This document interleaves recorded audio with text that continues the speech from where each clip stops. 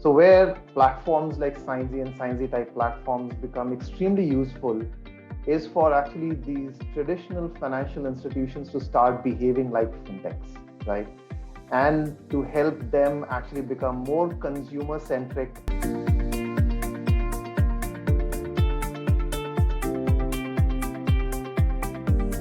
As the BFSI and NBFC industries are not only limited to banks and fintech anymore, but also consumer tech apps, and thus has been an important area for improving the experiences for businesses as well as for the customers.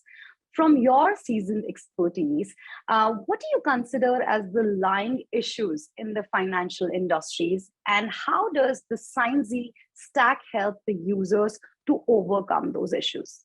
Yeah, so I think again it's a enormously hot button item in some ways, right?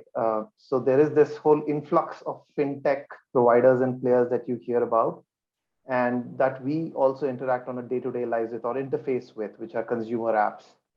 And that's on one side. And then on the other side are the traditional banks who have really been the powerhouse of servicing the financial markets or the financial industry and consumers like us, right, in a lot of ways.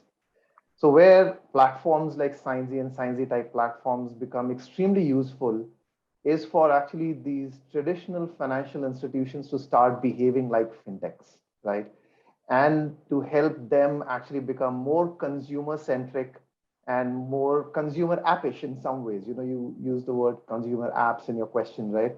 So the closer we can get these financial institutions to behaving like consumer firms in some ways, I think that's where the value add of Signzy platform and Signzy type platform comes into the picture.